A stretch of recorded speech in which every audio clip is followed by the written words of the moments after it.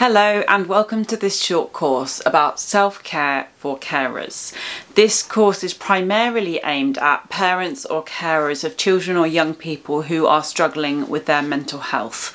But there are ideas in here that you could use if you support a child with special or additional needs, or indeed if you are a carer to someone who has another role in your life. So you might not be their parent or carer, but you might, for example, be their partner or their friend or otherwise involved with them.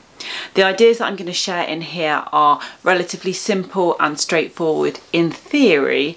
However, as someone who cares for someone else, it can be a little bit harder to put these ideas into practice. So actually watching and doing the course is the first step, and I really hope that you'll feel empowered to take some next steps and actually to do some things for yourself as well as for the person who you care for, because you matter too. This is one of a series of courses which have been commissioned by Resilient Rutland, which are a national lottery funded project, and we're very grateful to Resilient Rutland for making these courses widely available. I really hope that you'll find the content here useful. Do try to have a think about how to apply some of these ideas in your life and give them a go. Even if you just try to make some small changes, over time you might find that they have quite a big impact on your ability to cope and thrive.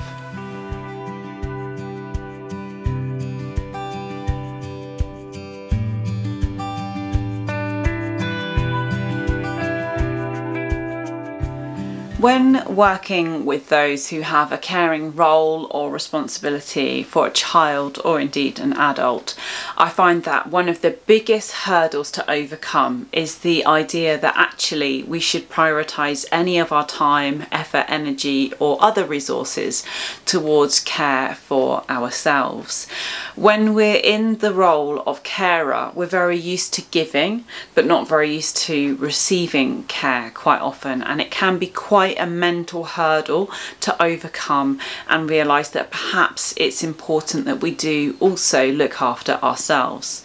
So we're going to think a little bit about that in the next few minutes and understand why this isn't a selfish thing to do, and in fact why exercising some self-care is actually in the very best interests of the person for whom you are caring. So as you listen to the ideas that I'm going to share in the next few minutes, just have a thought about, for you, what might be the potential benefits of exercising a little bit of self-care. So I invite you to consider the idea that when you invest a little in yourself, you're actually investing in the person who you care about. And there are three key reasons for this. One is that we just simply can't pour from an empty cup. One is that we're a poor role model when we don't exercise self-care. And the third is that we're much more able to be the person that we need to be for the person we're caring for when we are in a good mental, emotional, physical place ourselves. So we'll start with thinking about the idea of pouring from the empty cup. And this is that when we are in the caring role, we're very good at giving and giving and giving and giving. And often we do that up until the point when we have literally nothing left to give, whether that's our time, our money, our emotional energy, all the things. We tend to pour them into other people, but we don't take time to replenish, revitalise, restore ourselves. And so we're giving and giving and giving until finally we can't give anymore. And what happens here is that we can get to a point of physical, emotional or compassionate burnout where actually we just feel unable to continue. That's obviously not in our best interest, and it's certainly not in the best interests of the person that we're caring for either. So it's important that we recognise that in order to be able to continue with a caring role, actually we need to take some time, effort and energy to ensure that we're looking after ourselves adequately. Secondly, we think about ourselves as a role model, and if you are a parent or a carer to a child or a young person who is struggling with their mental or emotional health, then actually our role as someone who they look up to, who they aspire to, who they copy is really important. And if they see that we never ever prioritise ourselves, that we haven't learnt to say no, that we don't have boundaries that we give and we give and we give and we never take, that our sleep is suffering, that we're not looking after our physical well-being or our mental well-being, then that paints a picture that they may look to copy. And often we find that carers do not want the children or young people in their care to copy what they're doing. But they look to us for guidance and advice and role modelling. They learn often a lot more from what they see us do than from what we try to teach them. So we always need to be mindful that our actions, our behaviour, the way in which we interact with the world is something that's acting as a blueprint to the children and young people in our care. And that in and of itself may be enough to motivate you to have a bit of a think about some of the ways in which you treat yourself. Just remembering that these are the same ways that your child will learn to treat themselves in turn. So if, for example, you find it very difficult to prioritise your diet or your sleep or creating enough emotional space for yourself, then just wonder about whether that's something you'd want your child to copy, and if not, then perhaps it's time to start taking some small steps towards a slightly healthier way of being. If you can't do it for yourself, do it for your child. And then finally, there's the fact that we can actually fulfill our caring roles and responsibilities better when we look after ourselves. When we are physically and emotionally well, and we've attended to our needs, then we're able to be patient, compassionate, we're able to access our higher level thinking and language skills when we need them. We're just better able to be the person that is needed by the person who we're caring for. So if you find it very difficult to prioritise your own self-care for yourself, remember that when you invest time in yourself, actually you are investing in the child or the young person who you're caring for. You're providing good role modelling, you're going to be able to be a better carer, and you will be able to continue in that caring role without burning out.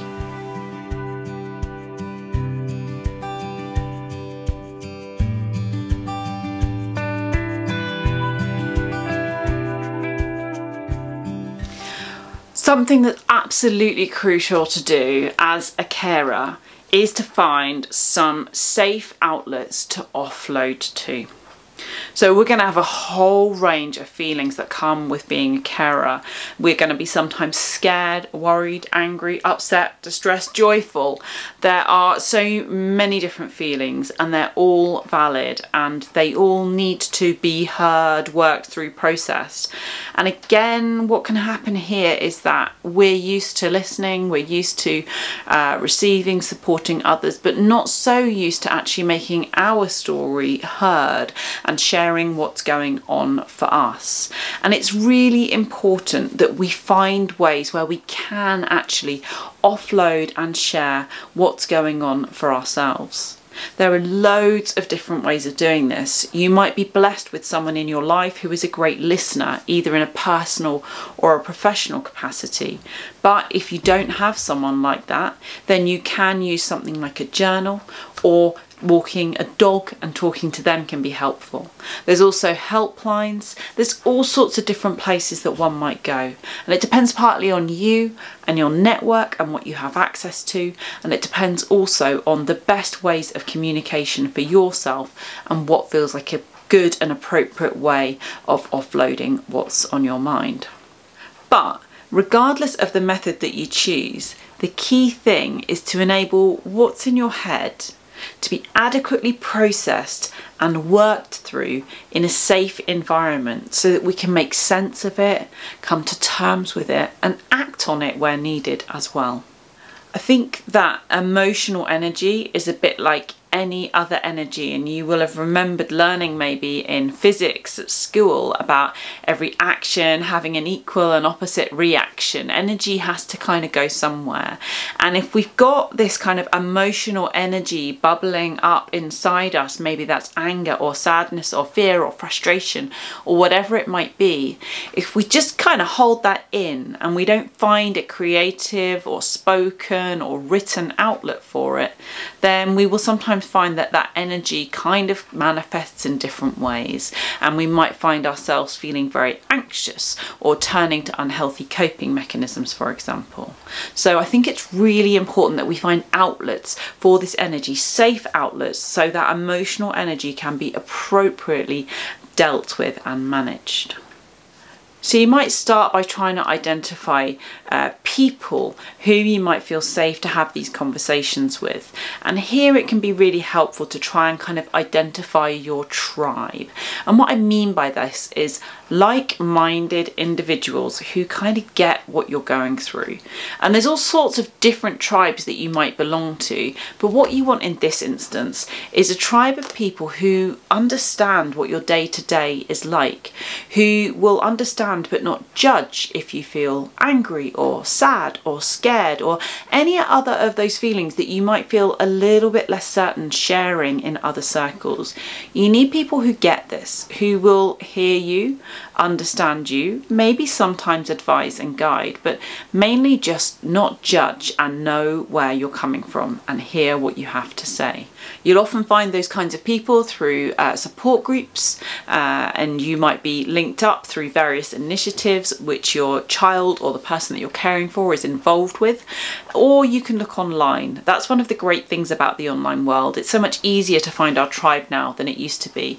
And some people find it's easier to have these difficult conversations and to feel heard in the online world, where actually sometimes those barriers to communication can be a bit more broken down. It feels a bit less confrontational. We can think more carefully about what we want to say if we're typing it. So if that's something that works for you, then engage with it and use it. You can also be more anonymous online if you want to. So some people will choose to join things like forums or various chat groups and actually attend those incognito. So you're able to talk about the things that are worrying you without ever having the risk of being identified or having your child identified, if that's something that's really important to you. However you go about finding your tribe, sharing your worries and getting them out, it doesn't matter whether you're talking it, speaking it, singing it, or doing it through interpretive dance, whatever works for you. But actually finding a way to give your worries a shape or a name can be really helpful. So in particular, worries, fears, these things which are on our mind and often really can weigh quite heavily, it's really helpful to give them that name and that shape, because once we name them, we can begin to think about how to tame them. And sometimes that's about realizing that once we've given our worries a shape and a name, that perhaps they're less worrying than we once thought when they were not quite captured. Or sometimes it's about realizing, this is a significant concern. What can I do next? Once we know what the worry is, then we can begin to think about what our next steps might be in terms of managing or responding to that worry. Remember that whatever you're feeling, those feelings are valid. Feelings aren't good or bad, they're just feelings, and everything you feel is valid, and you have the right to feel those things, and you should try to find spaces where you can express and explore those different feelings.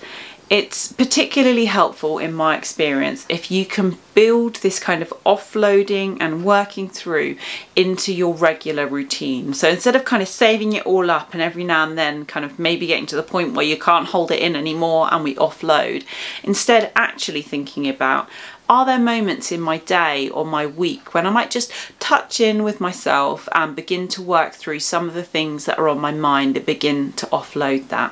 When you do it regularly, you become much more practiced at doing that, and you'll find it's quicker, it's easier, and you're able to deal with things when they're at an earlier stage in their percolation. So worries tend to grow when we don't offload them and work through them. They just get bigger and bigger and bigger.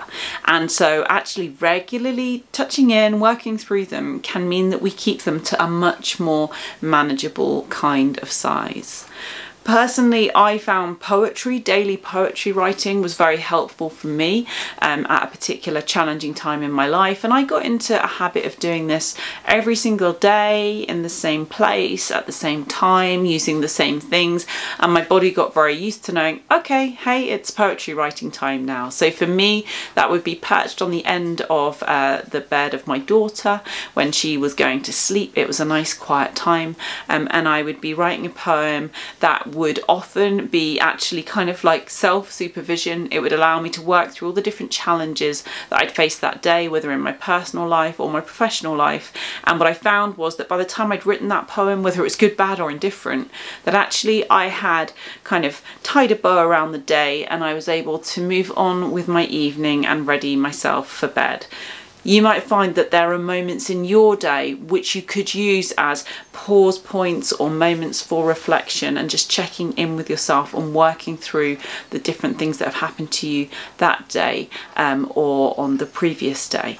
Doing it regularly can really make a big difference, and it feels like a big commitment, but you can tie it in with other things that you might be doing anyway.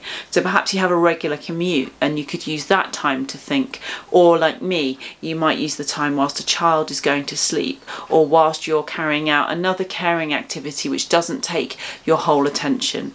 Routine and ritual is always an incredibly helpful thing when it comes to building good, positive, healthy habits.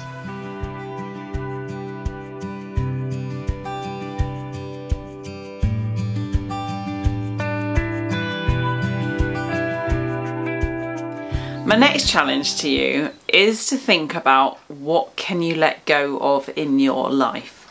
In my experience, people with a caring responsibility seem to kind of attract tasks like some kind of magnet. So not only do you have all of your day-to-day tasks and all the roles and responsibilities that come with being a carer, but somehow you seem to take on a lot of other people's responsibilities too. And that's amazing, and that is what makes the world go round, when we help each other and support each other. And I'm not suggesting for a moment that we shouldn't extend our natural caring to other people too.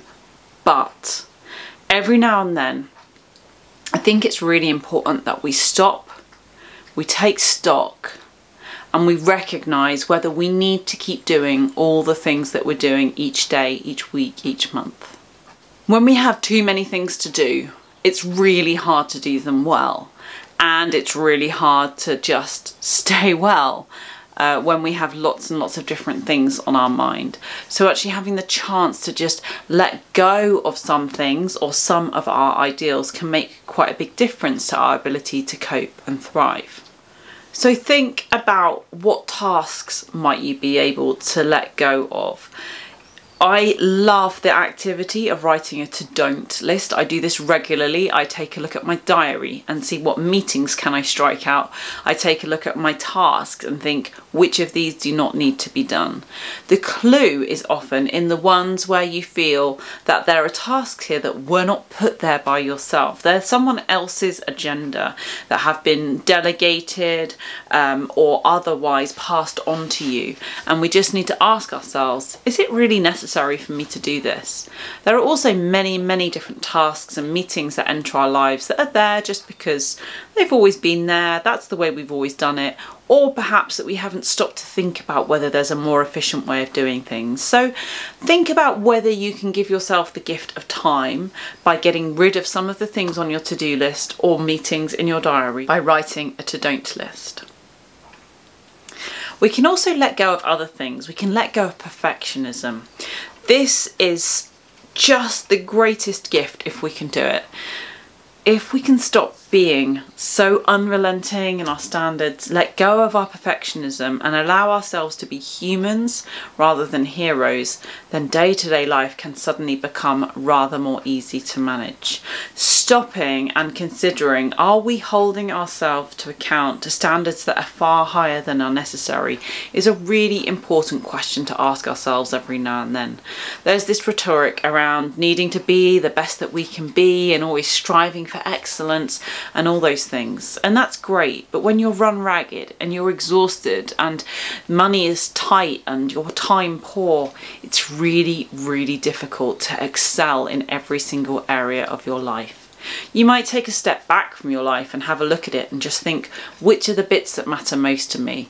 Which are the bits where I really will strive for excellence? And which are the bits where good enough is good enough? We can also let go of going it alone. Be prepared to ask for help from people. So having said that, we take on tasks from others and we need to be careful about that. I'm now asking that you go and add tasks to the lists of others. And we can be mindful in how we do that. We do not want to add another burden to someone who's already overburdened. But actually what we often find is when we reach out to people, people are really willing, really able, really prepared to help us if we can direct them in their help giving. Often people are aware that we're really stretched. They'd really like to help, but they just don't know how. So consider what practical forms of help you could ask for from willing people within your immediate network. And maybe consider if there are other people who are in similar roles to yourself with whom you might share some of your responsibilities. There might be some things that don't need to be done by so many individuals, and that by doing them collectively we could be a bit more efficient, and actually it might be a bit more enjoyable because we'd be less alone. We're not always very good at asking for help. We often think it's a sign of strength to be able to continue and to manage, but it's really important to recognise that the help of others is often really gladly given, and people around you are often aware that you need help, but they don't know how to offer it or what to do. And they'll often be so delighted if you ask for practical support in clear and directed ways. So do ask for that help if you need it. It will so often be gladly given.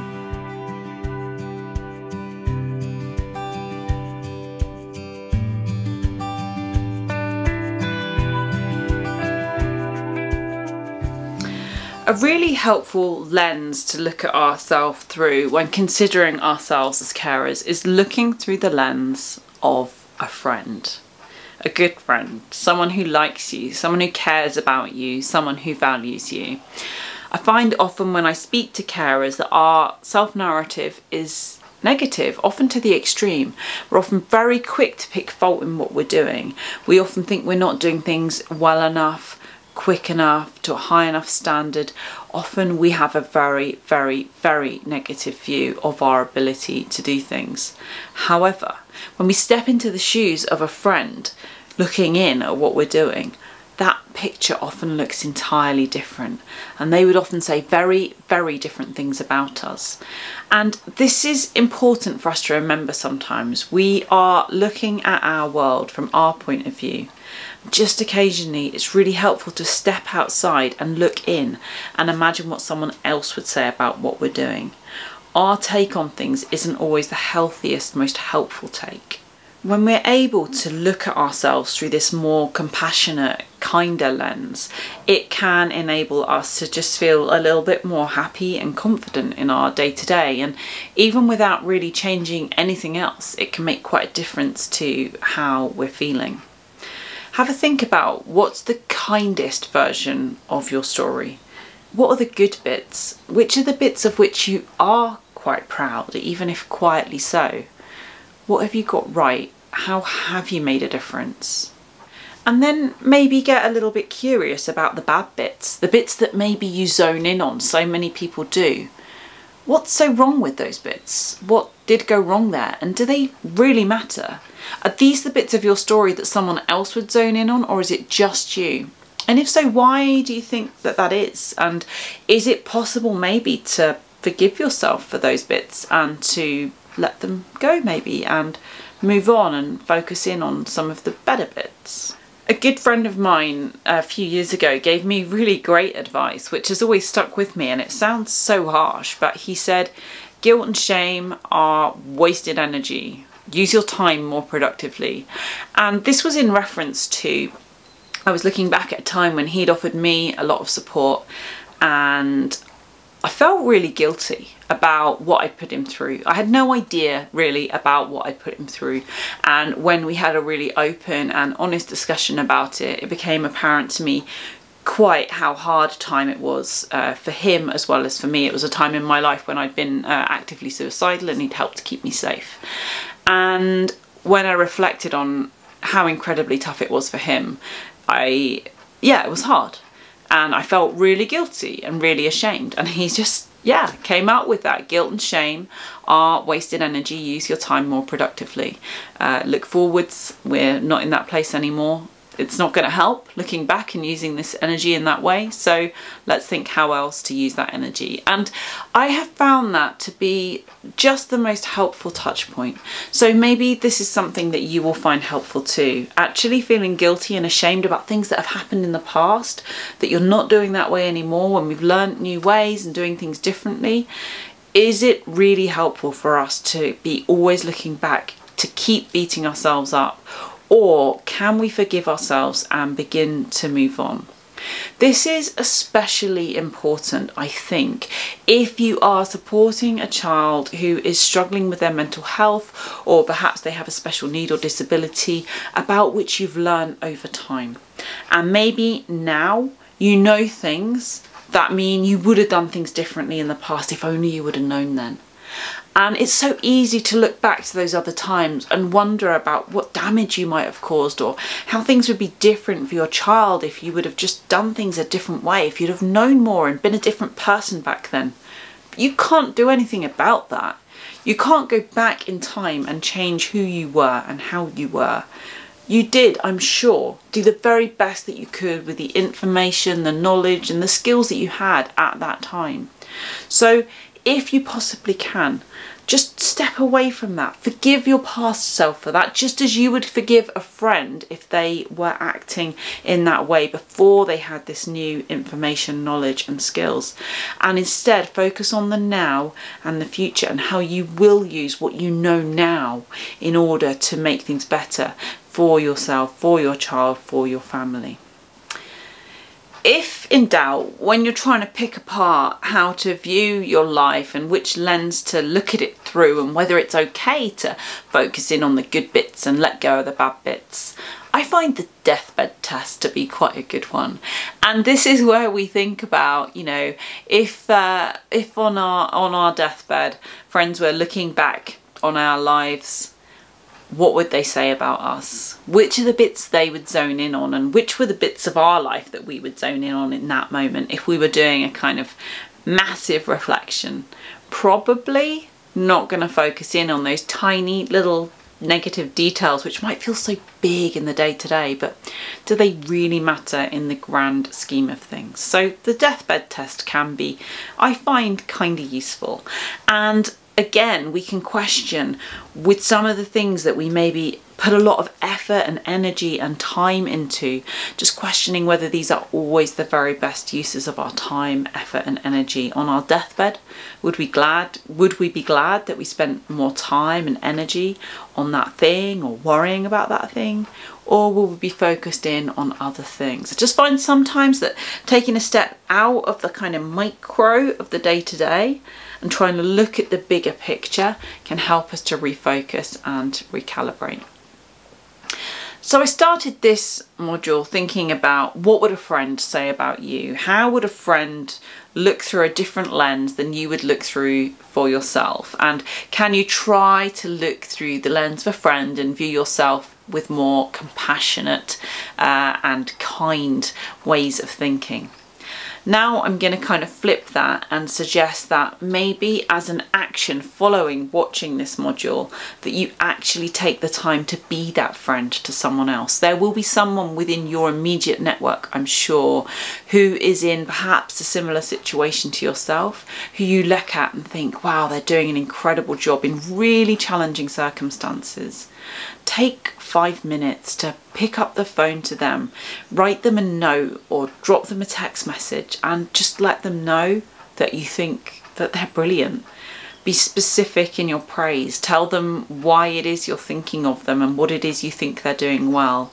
I would almost guarantee that this will make their day feel so much better, and yours as well. We're not always so great at taking the time to say those things because we're busy. But just take a moment to do so, and you may well find that the favour is returned, and this is a really positive and lovely thing too. But please do this for your friends who are in similar situations. Just say well done, thank you, I admire you, whichever feel like the right words. Take a moment to do that if you can.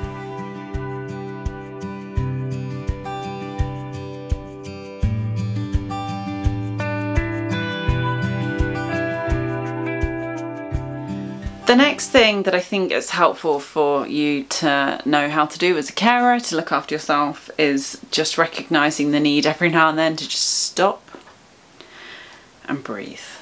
So being a carer can be quite tough, and in order to be the person that we need to be for the person we're caring for, every now and then we just need a moment to just gather ourselves, get ourselves into the right headspace and enable ourselves to move on. We've often got a lot of different thoughts and feelings that are circulating. Some of them we might feel quite guilty or ashamed about, but that's okay. All feelings or thoughts are valid. We just need to give ourselves a bit of a moment and a space every now and then. So if you find that you're becoming more angry, more anxious, and it's not something that you think is going to be helpful for the person that you're caring for, actually just taking a moment, taking a breath, regrouping, and then re-entering the situation slightly more calmly can really help. This doesn't have to take up loads of time. Sometimes it is literally as simple as taking a step, turning away. I often find that's helpful, closing your eyes, looking inwards, and literally just taking a deep breath. I find here a particularly helpful breathing strategy is paced breathing. So paced breathing is designed to, it basically changes the nervous systems. So it tries to kind of dampen down that kind of fight-flight response. So it will kind of regulate your heart rate and the speed at which you're breathing, which tends to get fast when we're anxious or angry. And it also kind of sends messages to the brain that I'm calm here. So it's kind of both like kind of bottom up physiologically and top down from the brain. And how paced breathing works is we just really look to slow our breathing down to about 5 or 6 breaths a minute. So we breathe in deeply and into the belly for about the count of 4. So really breathing into the belly. I always say when I'm teaching kids it to make your belly go really big. I often use this strategy with one of my daughters. So breathe in, really make the belly really big for 4, and then a really slow out breath. So I'd count to like 8 or 10 on the out breath. So breathe into the belly for the count of 4. And then a really slow out breath for a count of 8 or 10. And this just helps to kind of, rebalance things a little bit and just gives us a moment to just slow down. And actually sometimes I find even just doing it once can just cause that moment of just stop, take a breath. Okay, now we can continue. Sometimes we've just got to break that kind of cycle of agitation, anger or anxiety. But sometimes we'll need to just take a minute or two to just really begin to regulate ourselves. This is also really helpful if we are carer to a child who struggles with emotional regulation. And actually we can help to calm them if we're able to calm ourselves. So calm adults make for calm children, and we will bounce off each other in this way. So if we can be calm and regulated and low arousal, we will see this mirrored in our child. And if we breathe alongside them, often we will find their breathing will begin to directly mirror our own. So we've got to sometimes just consciously check in with our breathing and notice it and just consciously slow it right down. So we can do this in moments of distress and high stress, but this is also something that we can do regularly just to help keep on top of things. So you might find that sometimes just things feel generally a bit much. I certainly have periods like this, and that I need to be taking really proactive action regularly in order to stop myself entering that state of overwhelm. And many people feel like this, particularly when there's many pressures on your time, or perhaps things are particularly challenging with your child for whatever reason right now. And so you might need to be regularly, proactively just keeping on top of how you feel. It doesn't change the situation. Actually, it might be that there are fundamental things there that need to change, but we're just looking here about how we cope and we manage and we get through each day. And just taking a minute every now and then, you might do this several times a day, just to stop, take a breath, reconnect with things. Can make it just a bit more manageable. Another thing you can think about here is how in your regular daily routine you can build in like moments of mini reset. So the mini reset I'm a big fan of, and this is basically where we kind of try to restore ourselves to a kind of emotional equilibrium, and so we're beginning to like calm things back down so we feel just able to continue and cope and manage. And there's all sorts of different ways that we might do this, but I find it's really effective to just notice tasks that we do regularly and think about how we can do them in such a way that gives us an opportunity to just catch our breath and restore that equilibrium. So for example, when you're brushing your teeth in the morning, if you do that mindfully and you really notice the taste of the toothpaste and the feel of the brush on your teeth, and you really just notice the teeth brushing and you're really in that moment, that gives your brain a bit of a break from all the other stuff that's going on. So you might notice there. It might be that you build in moments when you can walk between two different places, or just moments in your day when you allow yourself a moment to just stop, take a breath, perhaps have a drink, look out the window. But noticing moments in your day where these little mini resets might naturally fit makes it much more possible to do them. And when we regularly, proactively look to just calm, to restore that equilibrium, we're much more able to manage the kind of ups and downs of day-to-day life. And of course, if you find yourself often in this state of kind of heightened anxiety and having to really dampen down how we're feeling, we should begin to ask bigger questions about what's going on for us and whether there are significant changes that need to be made. But a lot of the time it is just about managing to get through the day-to-day so we can take a step back and do this big thinking at another point. So that stop and take a breath can really help with that, just with the managing. It doesn't change things, but it might help you to manage.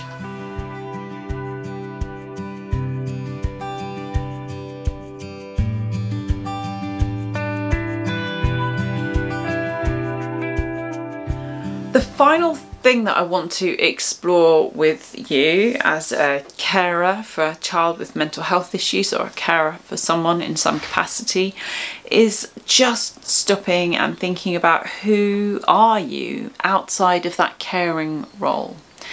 So we can be guilty sometimes of losing a bit of our self-identity, because that label of carer is such a big and really important one, and it's a really key part perhaps of what we do. But that can mean that we lose sight of who we were before or outside of this, and that can be really challenging and can make it quite hard to kind of be well and to thrive in life in the other domains outside of our caring. And maybe you're someone who says there isn't a life outside of my caring, it's my whole reason for being. And whilst there's a lot about that of which one should be really proud, and I have huge admiration for people who are so giving of themselves, actually you do matter too. And we talked right from the beginning about how your well-being was so crucial and that you should be a role model to your child. And I think that, again, if we're really honest with ourselves, we would not hope for our child to give entirely of themselves to someone else all the time.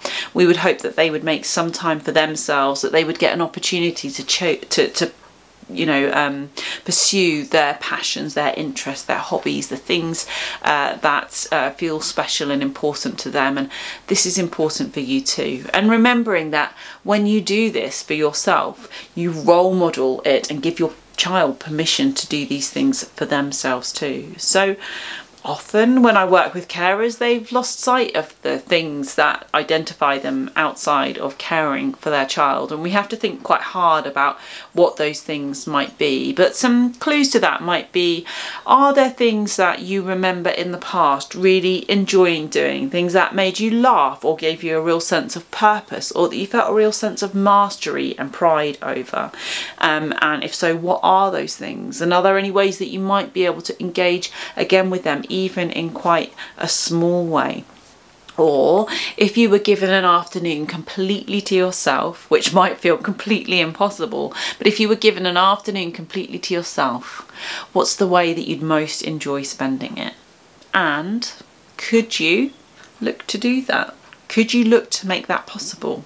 Or even an hour? What would you do with an hour? what are the things that you could do just for fun? I think it's so important that we do things just because they make us happy. And it's something that's really underrated and undervalued, but we find that when we do make time to just do stuff just for the fun of it, not because we're good at it, not because it has a purpose, just because we like doing it, this gives us a break from all of the stuff day to day, and it gives our brain a bit of space. And often this is when really good problem solving and thinking can happen afterwards, because our brain has kind of had a moment to reset. So it has got a purpose too, but also so good just to stop and laugh and enjoy and smile and just be in the moment sometimes.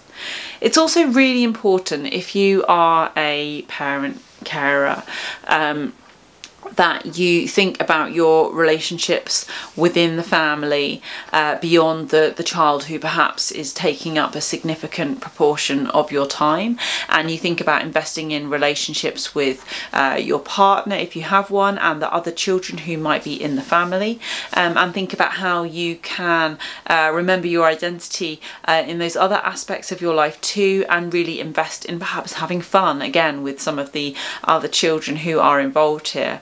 Also making sure that you do nurture other important relationships in your life. Is there a friend who you used to spend a lot of time with who you've not talked to for a while? Could you pick the phone up to them? Good friends never disappear. They're always delighted to hear from us when we're ready. We sometimes just lose all these things, and our life becomes less and less and less about the things that bring us joy and relief and happiness, and it becomes more and more about the functional role of the carer. And the other thing here is that sometimes when we give ourselves respite and a break from caring, it means we return to it and we're so much better at it. We're so much more able to do these day-to-day jobs, which can become really challenging, can become quite mundane, and we can begin to feel resentment about them. And that's a perfectly natural and normal way to feel. But when we take a break from it, we return and we do it with love again, in the way that perhaps we did in the first instance. We feel refreshed, revitalised, more able to do this. So give yourself a break. Remember who you are outside of your caring role. Try to create even just a little bit of space and time in your life for those other roles, those other parts of you that matter, that bring you joy, and enjoy them. And this doesn't always mean stepping away from the child that you're caring for. Sometimes this is about remembering the relationship that you and your child had before these issues occurred, or outside of the caring role. What are the things that you enjoy doing together just because they make you laugh? Do you love to go and watch a film together? Could you do a sport together? Might you paint together? Whatever it might be. Not everything has to be about carer and child in that way. There are many different relationships we can have with the same person. So again, you can think about checking back in and recalibrating this relationship. I learnt this lesson when my grandfather, who's sadly no longer with us, he lived with me when he was older, and I took on a caring responsibility for him, and it was really challenging, and in the end his needs became such that we weren't able to look after him at home anymore, and he went into a local care home, and I felt so much guilt about that, and I felt I should have been able to do what I needed to for him in my home, but I just didn't feel able to do that anymore. We couldn't meet his needs. But what we found was when he went into the care home and all of his kind of medical and sort of self-care needs were being looked after by staff, suddenly I was able to go back to being his granddaughter again. And the quality of the conversations and the joy that we had in the months that he was in the home, when I was just able to go along and drink tea with him, were just wonderful. And it was like going back many years to a time when his needs were very different, because he was being so well looked after that actually I could just go back to, yeah, just being his granddaughter, and that was really wonderful. And so I think we just need sometimes to just allow ourselves the space to have that other bit of the relationship. It doesn't always have to be about the caring, about the meeting of the needs. Sometimes it should be about enjoying that person, remembering what we love about them and the things that we enjoy to do together.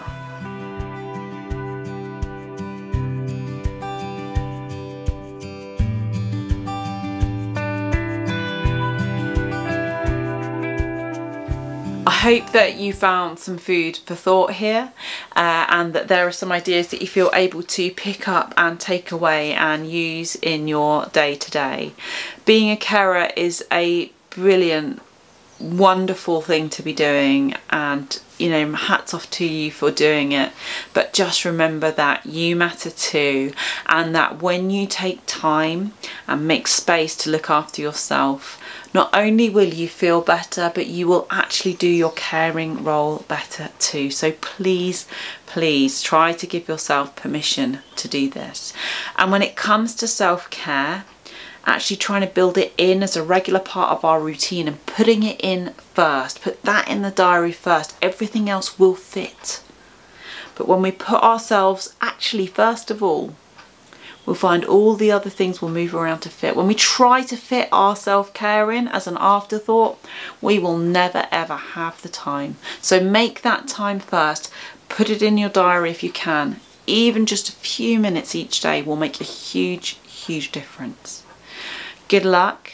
Thank you for all that you are doing, and yes, I really hope you had some practical takeaways from this.